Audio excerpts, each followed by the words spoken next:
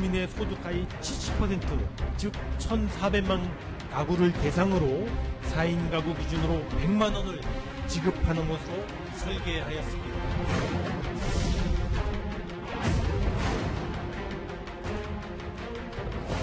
만약에 부족한 부분이 있다면 부분적으로 적자 국채가 불가피할 수도 있겠습니다. 무조건 빚을 내 가지고서 먼저 시작하였다 하는 것은 좀 다시 생각해 볼 필요가 있지 않나요?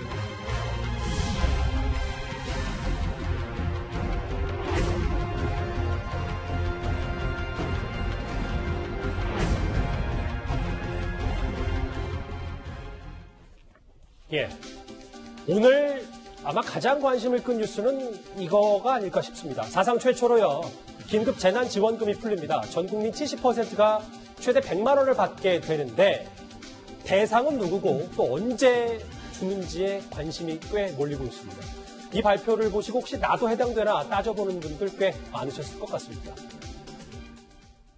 중산층을 포함한 소득 하위 70% 가구에 대해 4인 가구를 기준으로 가구당 100만 원의 긴급 재난지원금을 지급하기로 결정했습니다. 뼈를 깎는 정부 예산 지출 구조 조정으로 마련하겠습니다.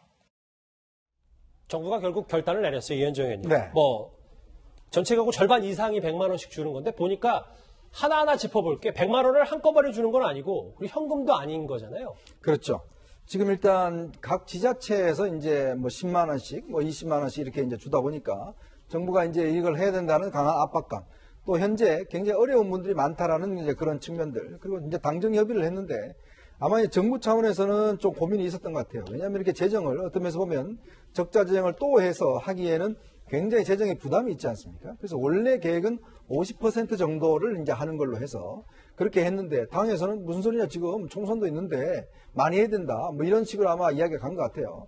결국 이제 70% 정도 해서 1인당 지금 이제 한 가구당 100만 원 정도 이제 지급하는 걸로 됐는데요. 아주 쉬운 계산으로 보면 의료보험으로 보시면 됩니다. 네. 의료보험으로 한 23만 원 정도 내시면, 그러니까 그 이상 내시면 해당이 안 되고 그 이하로 내면 이제 해당이 되는, 그 정도 되는데 한 1,400만 가구가 일단 해당이 됩니다. 근데 이번에 일회성이고요. 이거는 이제 전자화폐라든지 우리가 다른 상품권이라든지 이런 걸로 일단 지급이 되는데 현실적으로 어떤 꾸준히 지급되는 게 아니라 이번에만 지급되는 겁니다. 그래서 여기 계신 네 분도 그렇고 저도 이거 혹시 나는 받는지 아닌지 꽤 관심이 많아서 아까 실시간 검색어 잠깐 보셨던 분들은 계시겠지만 건강보험관리공단이 계속 오늘 실시간 검색에 올랐습니다. 네. 김상희 평론가님. 네네.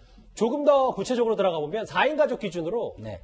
월 소득이 712만 원 미치면 네. 그냥 다 100만 원 받는 거고 1인 가구면 40만 원 이렇게 되는 거네요. 예, 대충 계산을 하면 그게 완전 정확한 건 아니고요. 이제 좀 더 이제 정부에서 정확한 가이드라인과 방법이 나와야 되는데 지금 현재로서는 저 정도 수준일 거다 이렇게 얘기가 되고요. 그렇기 때문에 1인 가족에는 40만 원, 2인일 경우 60만 원, 3인일 경우에는 80만 원, 그리고 4인 가구가 100만 원이 되는 겁니다. 네. 그런데 이것을 이제 전자화폐나 지역화폐로 이제 주겠다는 거죠.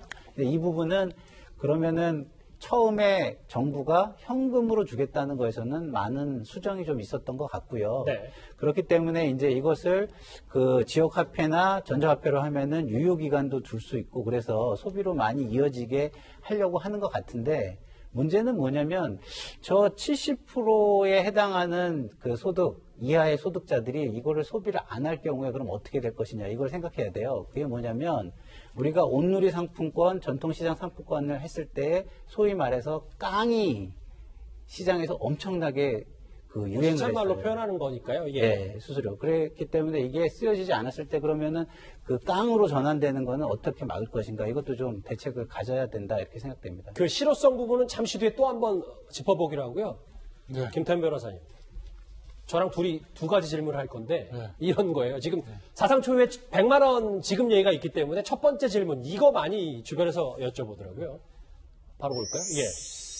맞벌이불은 그러니까 둘이 같이 버는데 대략적으로 어느 정도 소득이 되면 못 받을 가능성이 높다. 맞는 거잖아요. 개인적으로 궁금하시는 걸 여쭤보시는 것 같아요. 전혀 그렇지는 않습니다. 네, 어쨌든 이게 가구당 712만 원 기준이에요. 맞벌이 부부 해서 맞벌이 부부에서 710만 원 아래로 올라갈 수도 있고 위로 올라갈 수도 있는 건 아니겠어요? 맞벌이 부부기 때문에 되고 안 되고 문제가 아니라 한 가구의 소득을 기준으로 해서 1200을 위아래로 자르는 형태가 될 거기 때문에 맞벌이 부부 같은 경우에 외벌이보다는 712만 원을 넘을 가능성이 확률상 높잖아요. 네. 그래서 이제 맞벌이 부부일 경우에 못 받을 가능성이 높다 이러는 거지 무조건 맞벌이기 때문에 못 받고 외벌이는 되고 뭐 이런 건 아니라는 거죠. 그렇죠. 확률의 문제인 거죠. 그건. 또 하나, 또 빈틈이 있다는 네. 논란이 있는 게 또 하나 부분, 김 변호사님 저하고 같이 보시면 이 부분이에요.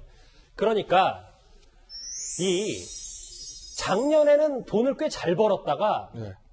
올해 못 벌고 이런 부분들은 결국은 올해 지금 지원을 받아야 돼. 작년 기준으로 받으니까 그럼 나 네. 100만 원 못 받는 거 아니냐 이런 의문도 꽤 근데 많고. 이제 사실은 이런 지원들이 일자 선별적인 일종의 이제 선별하는 거 아니에요. 전 국민이 다 주는 게 아니라 어떤 기준 시점과 기준액을 정해가지고 그 기준에 들어오는 사람한테만 지원을 하고 그 기준에 들어오지 않는 사람은 지원을 안 하는 형태이기 때문에 그렇기 때문에 아까 말씀하신 그런 유의 것들 예를 들어서 작년을 기준으로 삼아서 작년에는 내가 굉장히 잘 벌어서 그 기준에 못 들어왔는데 올해 기준하면 저는 들어옵니다. 그러니까 주세요.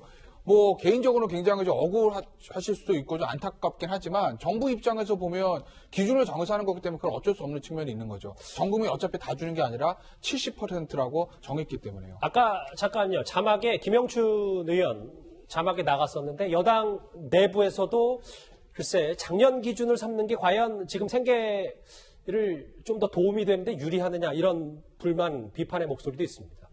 자, 그럼 9조 원에 달하는 이 긴급 재난지원금을 어디에서 충당할지가 궁금한데요. 홍남기 부총리 목소리입니다. 97년에 의한 위기, 2008년의 글로벌 금융위기 시에도 시행한 바 없는 전례 없는 규모의 대대적인 조치이고 총 9조 1000억 원 규모이고 이중 정부의 추경 규모 대상은 7조 1000억 원 수준이 될 것으로 판단됩니다. 만약에 부족한 부분이 있다면 부분적으로 적재와 국채가 불가피할 수도 있겠습니다.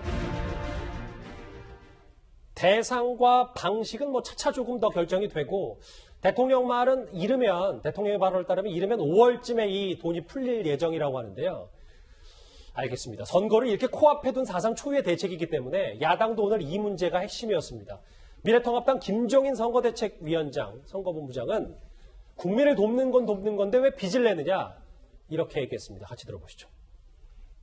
512조에 대한 예산의 한 20%를 절감하는 조치를 빨리 취해달라는 얘기를 갖다 했습니다. 무조건 빚을 내가지고서 먼저 시작하겠다 하는 것은 좀 다시 생각해 볼 필요가 있지 않나요? 100만 원이 끝나면 그 다음은 어떻게 할 거냐. 이것에 대한 계획가 전혀 되어 있지 않는 것 같아요. 김종인 위원장의 주장은 듣기에 따라서는 무책임하게 느껴지기도 합니다. 도대체 어떤 항목을 줄일 것인지 말씀해 주시기 바랍니다. 조국을 지키는 국방비인지 아니면 우리 아이들의 미래가 달린 교육비인지 어르신 기초수당을 삭감할 것인지 우리는 매우 궁금합니다. 돈 주는 거 마다할 국민이 어디 있겠습니까마는 나중까지 좀 염두에 둬야 된다는 게 야당의 주장이잖아요. 그러니까 왜 500조 예산인데 빚을 내냐. 나중에 100만 원씩 준 다음에는 도대체 어떻게 할 것인가. 장혜식 평론가님 이런 지적을 하고 있거든요. 일단 두 가지 포인트가 있는데요. 실질적으로 김종인 선거대책위원장이 취임 일성으로 여러 가지 정책적 대안을 제시했다. 이 대안의 실현 가능성을 떠나서 그동안 야당이 국민들에게 외면을 받았던 게 반대를 위한 반대만 한다.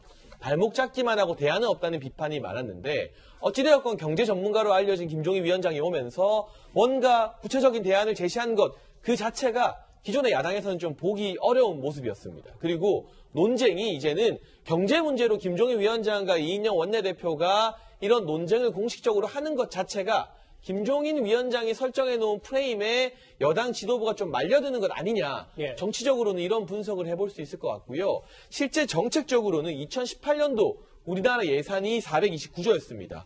2019년이 470조고 올해가 512조가 됐죠. 2018년도 429조 예산만 해도 우리가 지금 512조와 비교해보면 거의 100조 차이가 나는 겁니다. 그렇게 된다면 김종인 위원장 말처럼 우리가 지금 어차피 이러한 상황에서 기존에 책정했던 예산들 코로나 때문에 모든 변수가 동원돼서 다 쓰지도 못할 것 아니냐.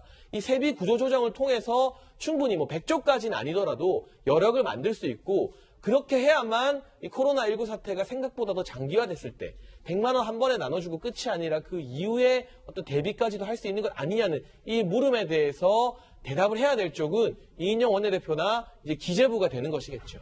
정부 당국, 당정. 근데 김상혁 변호가 이인영 원내대표는 그럼 20% 어디서 줄이냐고요. 이게 국방비냐, 교육비냐, 기초수당이냐. 근데 이 말도 뭐 틀린 말은 아니지 않습니까? 아니, 정부가 얘기를 했죠. 정부가 뭐라고 얘기를 하냐면 국방, 의료급여, 환경, ODA, 그다음에 농어촌, SOC에서 줄이겠다 이렇게 얘기를 했잖아요. 그러니까 기본적으로 뭐 그 장해찬 평론가가 이야기한 것처럼 지금 사업이 진행이 안 되고 불용이 예측되는 세출 예산들 그걸 조정해가지고 할 수 있어요. 그리고 그 김종인 대표가 이야기하는 100조는 최대한 맥시멈으로 끌어모은 것도 약간 약간은 과도할 정도로 끌어모은 건데 사실은 세출 구조 조정을 해가지고서 한다. 그러면은 그 말을 받아들인 거죠, 지금. 김종인 대표가 이야기한 거를 정부가 어느 정도 지금 받아들인 상황이잖아요. 그렇기 때문에 제가 볼 때 지금 국채 발행을 그렇게 많이 할 필요는 없지 않을까 이런 생각이 듭니다. 김종인 위원장의 쓴소리는 하나 더 있습니다. 당장 인기에 눈이 멀었다는 주장입니다. 트럼프 대통령이 무슨 2조 달러인가 확보를 해가지고서 국민들에게 놀아준다 하니까 지금 당장에 무슨 뭐 인기가 많은 식으로다가 일시에 뭐 100만 원씩 준다. 이것이 과연 어떤 결과를 초래할까 것에 대해서 좀 사전에 제대로 생각을 했는지 좀 의심이 가요. 100만 원 끝나면 나중에 어떻게 하려고 그러냐. 대책이 있느냐는 게 김종인 위원장의 주장 핵심인데 그럼에도 불구하고 위원장님 대부분의 국민들은 일단 반길 거 아닙니까? 그렇죠. 그러니까 어쩌면 정치라는 게 당장 국민이 반긴다고 또 하는 건 아니지 않습니까? 사실 미국 같은 경우는 뭐 원래 기축통화기 때문에 달러가 뭐 언제든 찍어낼 수 있습니다. 뭐 $1,000 줄 수도 있고 $2,000 줄 수도 있고 줄 수가 있어요. 그러나 우리는 기축통화가 아니잖아요. 자, 그리고 지금이 어쩌면 최저점이 아니라는 거죠. 바로 그게 지금 김종인 위원장의 인식인 겁니다. 말씀 끊어 죄송한데 그러니까 더 최악의 상황까지 갈 수 있단 말입니다. 우리가 전쟁을 할 때 실탄을 한 번에 딱 쏴서 그냥 다 소비해버리면 그 다음에 정말 본진이 올 때는 아무렇게도 대응을 못하지 않습니까? 바로 그런 인식이 이제 기초하고 있는 건데요. 뭐냐면 지금 유럽이나 그 다음에 이제 미국의 확산세를 보면요. 이게 상황이 다음 달, 그 다음 달도 쉽게 수그러들 가능성이 없습니다. 자, 그러면 실제로 우리한테 영향을 미치는 거는 어떤 면에서 보면 정말 최악의 상황은 앞으로 몇 달 뒤에 더 올 수도 있어요. 그러면 지금 상황에서 우리가 뭘 해야 될 것이냐. 지금 일회성으로 이제 100만 원씩 해서 한 10조 정도 이제 뿌린다고 생각을 해 보십시오. 자, 그 다음에 우리가 더 많은 돈을 써야 될 가능성이 있어요.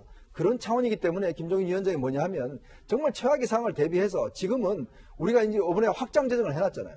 그럼 거기서 정말 최대한 줄여서 정말 100조 원이나 돈을 만들어서 이런 것들을 꾸준하게 우리 기업들을 지원해주고 살려놓으면 다음에 우리가 경제가 반등할 때 이것이 어쩌면 큰 역할을 할 수가 있다. 당장 지금 어떤 국민들한테 이렇게 많은 돈을 주는 거는 어떤 면에서 모래에 물 뿌리는 것과 똑같은 효과를 일으킬 수 있다. 바로 이런 문제의식이 있는 겁니다. 전국 국민 70%의 정부가 돈을 지는 이유는 바로 소비 진작을 위해서일 텐데 과연 그게 잘 먹혀들 수 있을지 관련 목소리 한번 들어보겠습니다. 소비 진작 효과는 분명히 있을 걸로 생각이 됩니다. 특히 가능한 한 현금보다는 소비 쿠폰이나 또는 전자화폐, 지역 화폐, 지역 상품권을 지급함으로써 단기간 내에 지원금이 소비로 연결될 수 있도록 하고자 하기 때문에 이제 소비를 하자는 게 굉장히 강한 의지가 담겨 있거든요. 저축을 해버리면 이게 경기 진작이 확 떨어지거든요. 그러니까요. 저축을 해버리면 이 효과가 별로 없는 건데 물론 뭐 이르면 5월이니까 앞으로 조금 있습니다만 그때까지 사회적 거리두기를 하면 이 돈이 과연 실효성이 있느냐? 뭐 이 부분입니다. 그게 이제 저 서른이 했던 얘기, 저축을 해보면 경기 시장 떨어지 이런 문제가 사실 일본에서 좀 있었어요. 일본에서도 이제 잃어버린 20년 때 소비 진짜 쿠폰 나눠주고 그랬는데 일본 사람들 워낙 저축 많이 하니까 그것까지 안 쓰고 그냥 저축하고 있었다는 거 아니겠습니까? 그러면 사실은 정책 효과가 반감되는 거죠. 그래서 아마 현금을 만약에 지급하게 되면 그런 저축의 문제가 있으니까 예를 들면 지역 화폐 같은 거 기한을 정해가지고 3개월 내에 써야지 3개월 내에 안 쓰면 그 이제 휴지가 되는 아마 그런 형태로 좀 지급하려는 생각들을 좀 하고 있는 것 같고 그리고 뭐 그런 얘기는 있을 수는 있죠. 뭐 예를 들면 뭐 사회적 거리두기인데 나가지 말고 집에 있으라며 근데 뭐 나가서 돈 쓰라는 건 뭐야 뭐 이렇게 모순이라고 보일 여지도 있으나 우리가 사실은 뭐 사회적 거리두기는 하긴 하지만 유럽의 이태리나 뭐 이런 데는 도시 전체 거의 봉쇄하고 못 다니게 하지만 우리는 그 정도는 아니잖아요. 우리 다 출근해서 밥 먹고 식사하고 하지 않습니까? 아마 그런데 쓰라고 아마 소비 쿠폰 형태로 나눠주는 형태로 좀 갈 것 같습니다. 코로나로 얼어붙은 경기를 살리기 위해서 정부가 사상 초유의 이 100만 원 재난긴급 지원금을 꾸렸는데요. 정부의 의도대로 될 수 있을지 저희가 한번 지켜보겠습니다. 관련 소식 여기서 정리하고